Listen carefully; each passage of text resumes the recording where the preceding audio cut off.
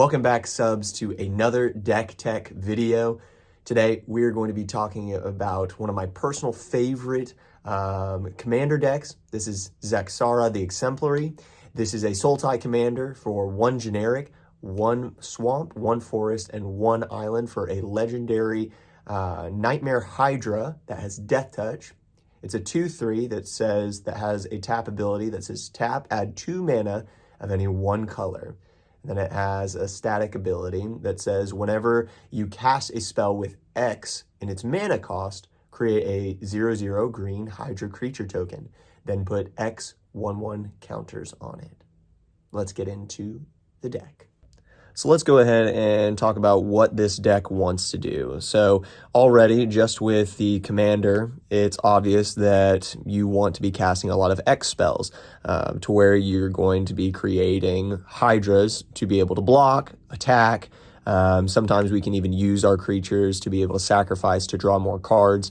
And so the big idea of this deck is you're wanting to ramp as fast as you can to be able to have an absurd amount of mana to be able to cast extremely big X spells, creating big Hydras, swinging in, beating face, and we're also going to be talking about a couple of different ways of winning without even swinging in on our opponents. So let's go ahead and talk about the first category of ramp. First off, Wayfarer's Bauble, Rampant Growth, Cultivate, Kodama's Reach, Search for Tomorrow, Explore, Farseek, Migration Path. We're going to add in our Soul Ring, Thran Dynamo, Sakura Tribe Elder. It's a good little ramp creature. We're also going to be adding in Troyan Gutsy Explorer. I want to talk real quick about my personal favorite ramp spell in this deck. It's called Traverse the Outlands. This is a fantastic ramp spell. My deck is going to be favoring many basic land types because of Traverse the Outlands. You're going to find as you get into this game that it's going to be very easy for you to have an 8/8 creature, a 10/10 creature. And then you're going to find yourself having Traverse the Outlands, which says search your library for up to X basic land cards, where X is the greatest power among creatures you control. Put those cards onto the battlefield tapped, then shuffle. So that is an absurd card to be able to add in this deck, especially if you're having big Hydra creatures, which this deck does have, and you're just going to be so far ahead of your opponent that they're not going to be able to catch up. Then I'm going to also include into this list 2 X spells that are going to be ramping you as well. The first one is Animus Awakening, and the next one is Nylee's Intervention. This has a little bit of versatility packed into it. The first option is search your library for X land cards, specifically land. It doesn't have to be basic. Reveal them, put them into your hand, then shuffle your library. What this deck really wants to do is, as fast as it can, be able to take lands out of my library and put them onto the battlefield or in my hand. By doing that, I'm going to lessen the chance of drawing land cards, which is great because I can to draw more of my big hitter cards. But then it has the second option of Nylee's Intervention deals twice X damage to each creature with flying. I'm not going to be running, I don't think, any flying cards. There might be a handful of reach creatures, but this card is really able to help me if my opponents are running lots of flying creatures. So let's go ahead. We talked about some of the basic ramp packages. Now let's talk about ramping even further. So this is a separate category just to be able to make your battlefield explosive. These are the explosive ramp cards that are kill on sight. Basically, as soon as they're played or my opponents are going to need to remove them as soon as possible or it's going to get out of hand. The first one that I want to talk about is Elementalist Palette. This is an incredible card that I can be. It's a mana rock that says add 1 mana of any color, or I can add a colorless mana for each charge counter on Elementalist Palette. Spend this mana only to cast on costs that contain X. And then it says whenever you cast a spell with X in its mana cost, put 2 charge counters on Elementalist Palette. So this can get out of hand really quickly. I want to also talk about mana doublers and triplers. So I have 3 cards in the deck that can be able to double and triple my mana production. The first card is Zendikar Resurgent. Whenever you tap a land for mana, add 1 mana to your mana pool of any type that land produced. And then it also has an added benefit for whenever you cast a creature spell, draw a card.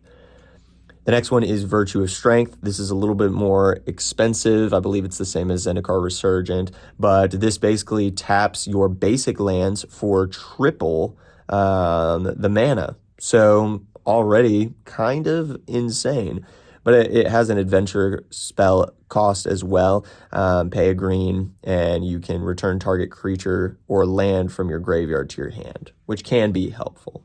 The last one is Mana Reflection. I think this one might be as good as all the other ones because it says if you tap a permanent for mana, it produces twice as much of that mana produced instead. So that means your Zaxara taps for 4. That means your Elementalist Palette, if it has 6 charge counters on it, you can tap it and it can make 12 charge counter, or it can make 12 colorless mana to be able to spend on mana as well. And speaking of tapping your creatures for mana, I have 2 cards that I've added into the deck. The first one is Gyre Sage. The next one is Selvala, Heart of the Wild. It says whenever another creature enters the battlefield, its controller may draw a card if its power is greater than each other creature's power. So this is helpful for a little bit of card draw, but the second ability can absolutely blow up the game. You can pay a forest and tap Selvala, and it says add X mana in any combination of colors where X is the greatest power among creatures you control. So if I control a creature that's 16 power, it's going to be able to tap for 16 mana of any color combination. The last one I want to include in this ramp package is going to be Growing Rights of Itlimoc. So basically, when Growing Rights of Itlimoc transforms, it basically turns into a Gaia's Cradle. You can tap it for a forest or tap to add a forest for each creature you control. And if the game kind of progresses and nobody touches my board, this card can potentially tap for 5, 6, 10 mana if I have the creatures on the board. Let's talk real quick about the support elements in this deck. There is a little bit of support in the deck. So I am going to be putting 1/1 counters on my Hydras, and Zaxara is going to be creating Hydras that I add 1/1 counters to. So let's talk about 1/1 counters and synergies and making my Hydras even bigger than they already are. The first card that is included I'm going to talk about is Hardened Scales. It's a really easy enchantment for green. It says if 1 or more 1/1 counters would be put on a creature you control, that many plus 1 1/1 counters are put on it instead. So that card just really helps, just giving it a little extra push.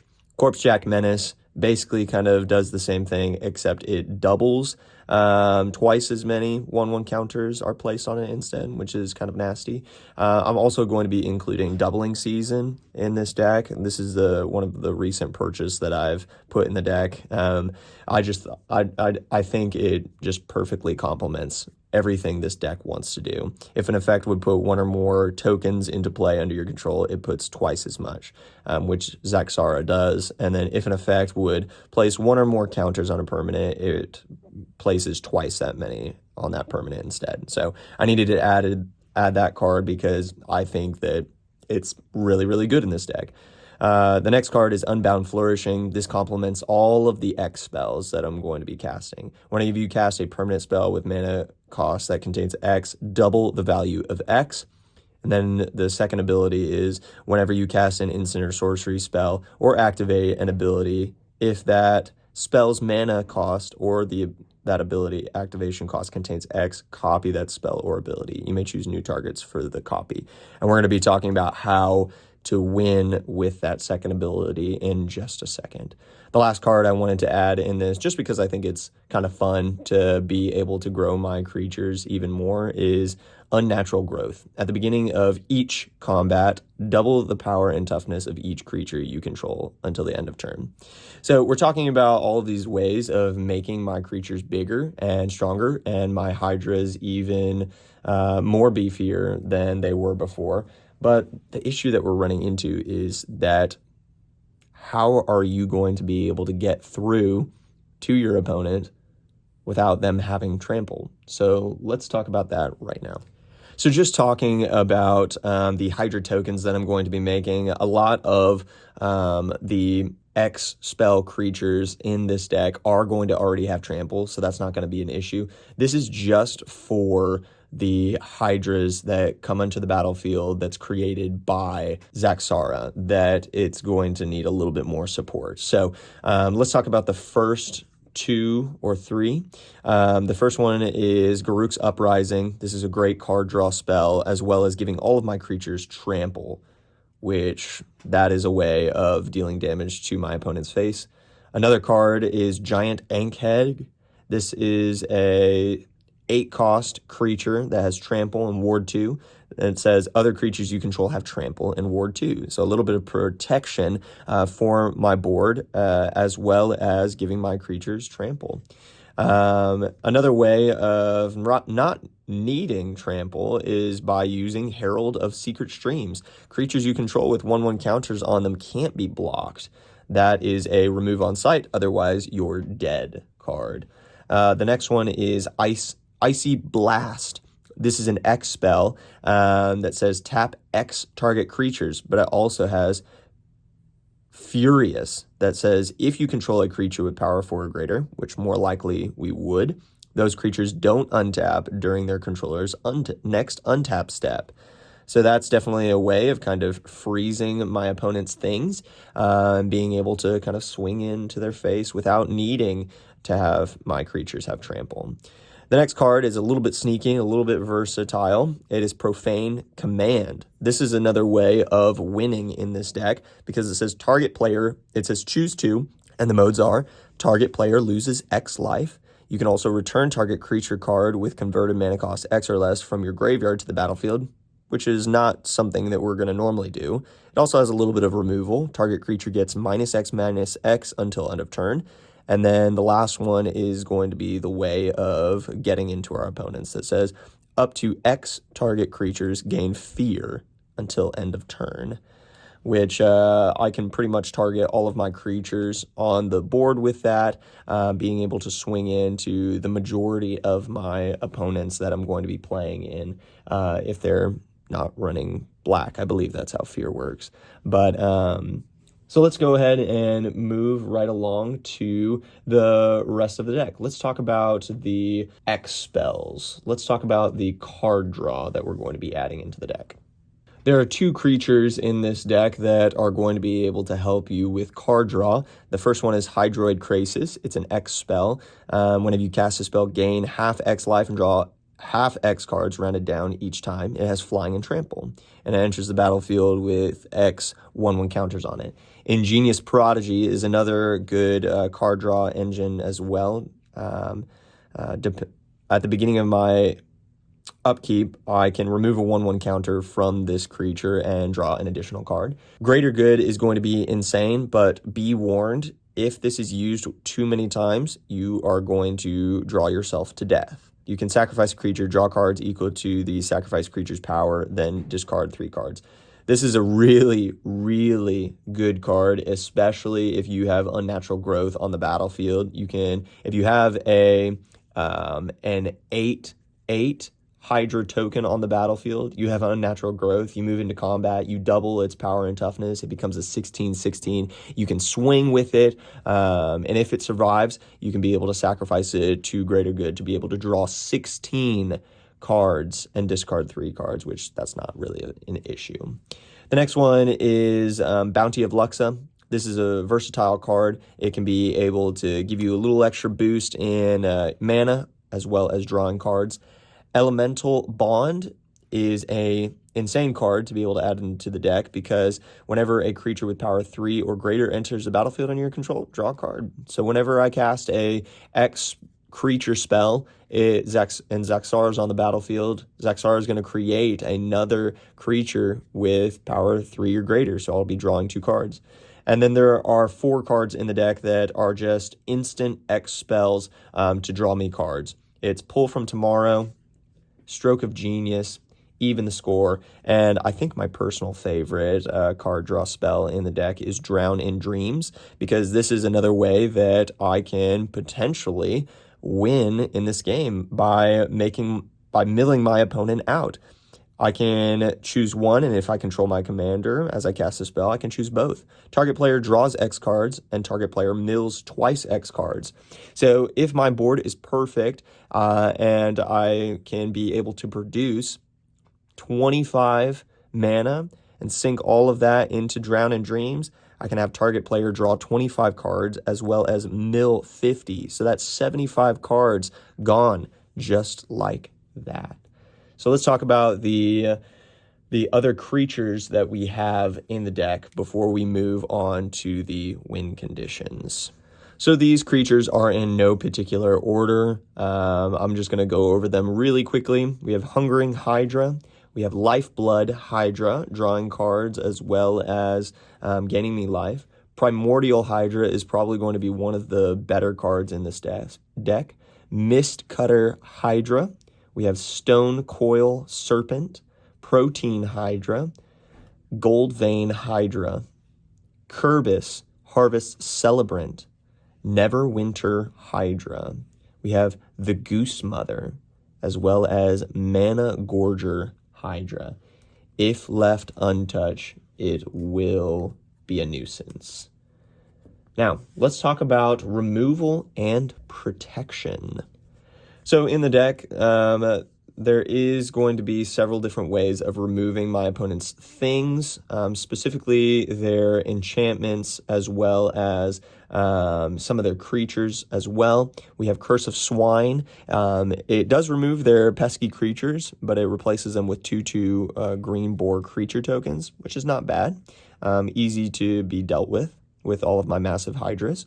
We have Steelbane Hydra, which I can pay 2 and a forest to remove a 1/1 counter from Steelbane Hydra to destroy target artifact or enchantment.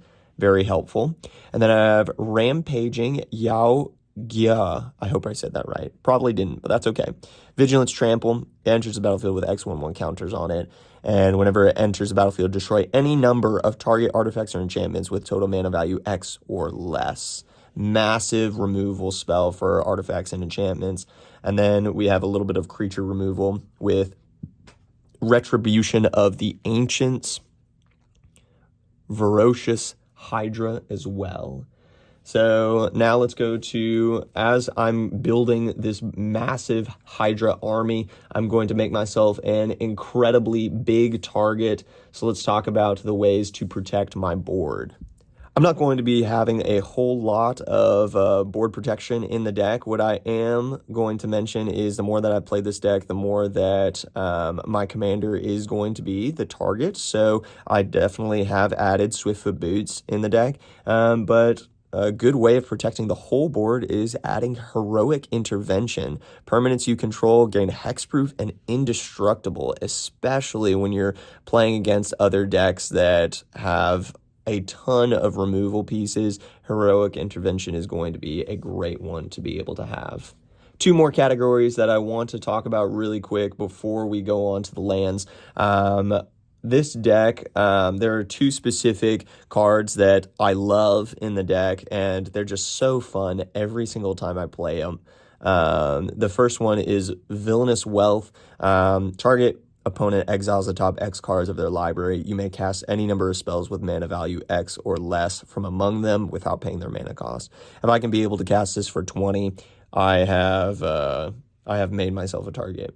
An Outrageous Robbery is an instant. It essentially does the same thing, except I can't be able to cast them for free. They just go into exile, and I can play them anytime for as long as they remain in exile and spend mana as though it was mana of any color to be able to cast that spell. So it has a little bit of theft in it as well. If I'm just looking for specific cards, if another player is playing more aggressive than I am or has more really good cards that I want to be able to take, then Outrageous Robbery would be really, really great to add into the deck.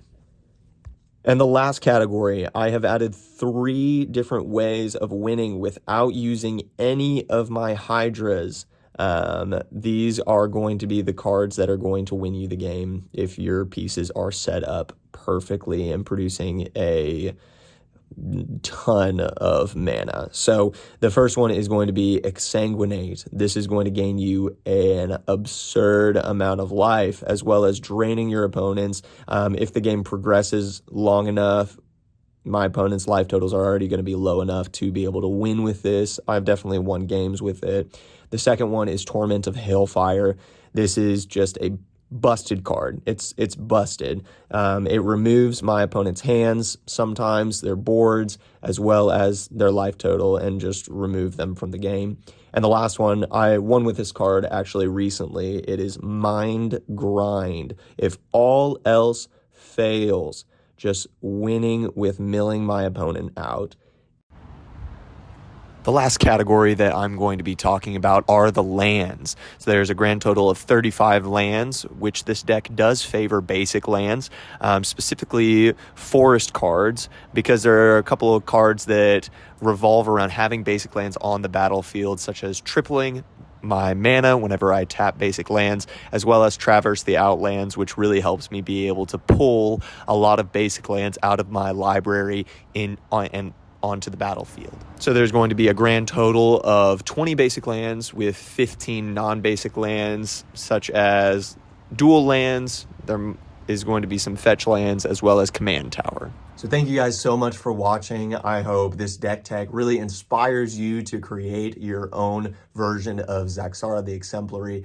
I have so much fun every single time I play it. It always feels so good to be able to cast massive X spells and just have your board look at you with big eyes, identifying that you're the threat. But I love this deck, and I hope that you love it as well. I'll catch you guys later on the next deck tech video.